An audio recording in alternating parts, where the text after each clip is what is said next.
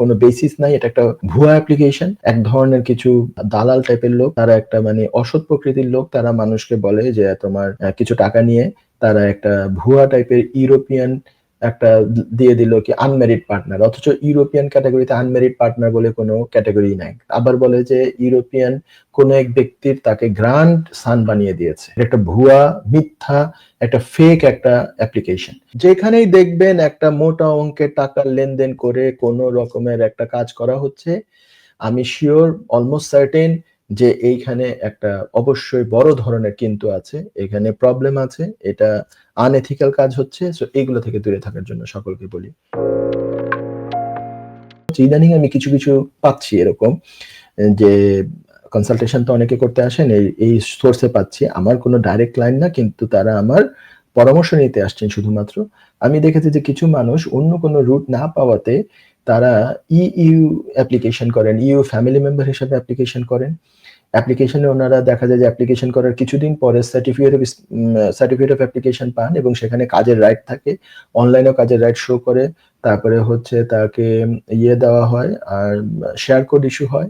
এমনকি এটা যদি কোনো কারণে শেষ পর্যন্ত রিফিউজ হয়, কারণ হচ্ছে যে এইগুলো অধিকাংশ ক্ষেত্রে আমি দেখেছি যে এটা কোনো বেসিস নাই, এটা একটা ভুয়া অ্যাপ্লিকেশন।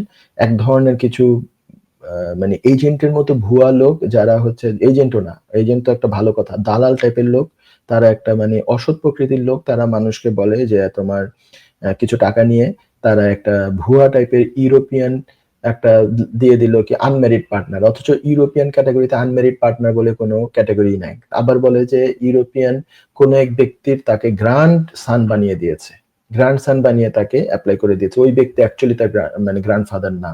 এটা একটা ভুয়া মিথ্যা একটা ফেক একটা অ্যাপ্লিকেশন। এই অ্যাপ্লিকেশন করে কয়েকদিনের মধ্যে যখন তার সার্টিফিকেট অফ স্পন্সর আসে এবং ইউরোপিয়ান ক্যাটাগরিতে কারো আগে থেকে ভিসা থাকুক বা না থাকুক, ইললিগালি এই দেশে ঢুকেও যদি কেউ ইউরোপিয়ান অ্যাপ্লিকেশন করে, তাহলে সার্টিফিকেট অফ অ্যাপ্লিকেশন ইস্যু করা হয় এবং ইউরোপিয়ান ল অনুযায়ী তাকে ওই সময় তাকে কাজের পারমিশন দেওয়া হয়, ফুল টাইম কাজের পারমিশন দেওয়া হয়।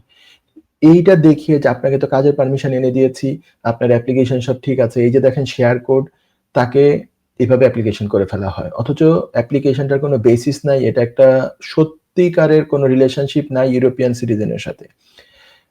এই অ্যাপ্লিকেশন এক পর্যায়ে রিফিউজ হয়, ৫-৬ মাসের ভিতরে রিফিউজ হয়। ইউ সেটেলমেন্ট স্কিমের আওতায় অ্যাপ্লিকেশন হয় এটা, যদিও আপিলের রাইট থাকে, ইউরোপিয়ান ক্যাটাগরিতে আপিলের রাইট পাওয়া যায়, আপিলেও তো তার কাজের রাইট চলতে থাকে। তো ওই ব্যক্তি কিন্তু জানে না যে এই আপিলটা উইন করা সম্ভব না। যিনি ইউরোপিয়ান ক্যাটাগরির, যিনি তার যে স্পন্সর মেইন অ্যাপ্লিকেন্ট, তাকে সে চিনেই না, সেই লোক তো কোর্টেও যাবে না, তার সাথে কোনো সম্পর্কই না, একজন টোটালটাই ভুয়া।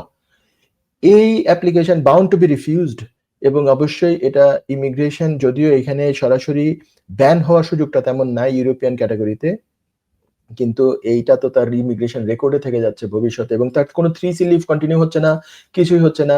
দেখা যায় যে 6 মাস 9 মাস পরে আপিল কন্টিনিউ থাকা অবস্থায় উনি এসে বলতেছেন যে আমার তো কাজের রাইট আছে, সবকিছু আছে, আমি তো এই ইউরোপিয়ান অ্যাপ্লিকেশনটা অন টাইমই করেছিলাম, তো আমি এখন একটা ওয়ার্ক পারমিট পাচ্ছি বা আমি কিনে নিব ওয়ার্ক পারমিট 15,000 পাউন্ড দিয়ে, আমি এখন এটা যেতে পারবো কিনা? ভাই না, তার তো এটা ইউরোপিয়ান ক্যাটাগরির, এটাতে তো 3C লিভ কন্টিনিউ হয় না। ইউরোপিয়ান অ্যাপ্লিকেশন তো 3C লিভ দিচ্ছে না। আগের অ্যাপ্লিকেশন ছিল ইমিগ্রেশন রুলের আওতায়, আর দ্বিতীয় এই অ্যাপ্লিকেশনটা হচ্ছে ইইউ রেগুলেশনস এর আওতায়।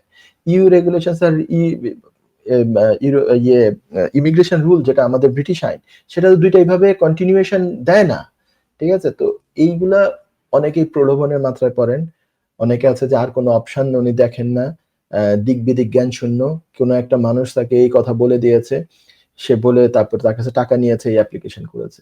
সো এইগুলা থেকে মানুষকে আমি যে কোনো ধরনের আনলফুল অ্যাক্টিভিটি, যে কোনো ধরনের ফেক অ্যাপ্লিকেশন, যে কোনো ধরনের মানে এথিক্যাল অ্যাপ্লিকেশন, সেগুলো থেকে দূরে থাকার জন্য বলি।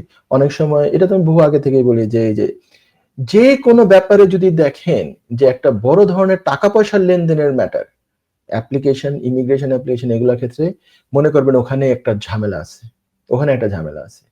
ওয়ার্ক পারমিট টাকা পয়সা লেনদেন করে আপনি কিনবেন, এখানে একটা ডেফিনেটলি ঝামেলা আছে। আপনাকে কাজ দিচ্ছে না, আপনাকে কোনো একটা কারণ, শুরুটাই হচ্ছে অসততা দিয়ে।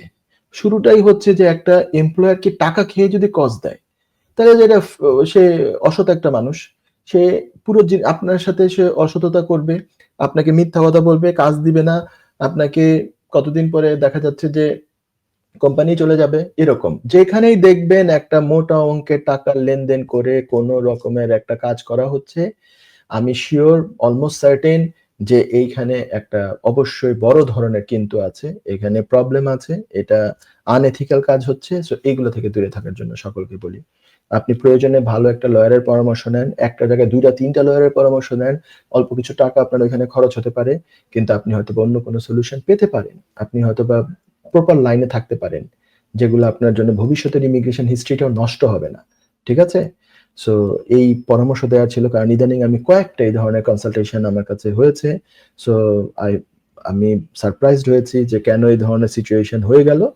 সো এইজন্য আমি চেয়েছি যে মাস লেভেলে মানুষজনকে অ্যাওয়্যার করতে। কারণ যেহেতু বেশ কয়েকটা কনসালটেশন এই সংক্রান্ত হয়েছে বিভিন্ন দিক থেকে। সো আমি বুঝেছি যে তাহলে মার্কেটে এই ধরনের কাজ হচ্ছে।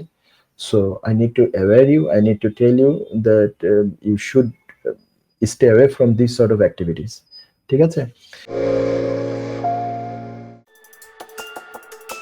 যুক্তরাজ্যের ভিজিটর ভিসা নিয়ে দুশ্চিন্তা?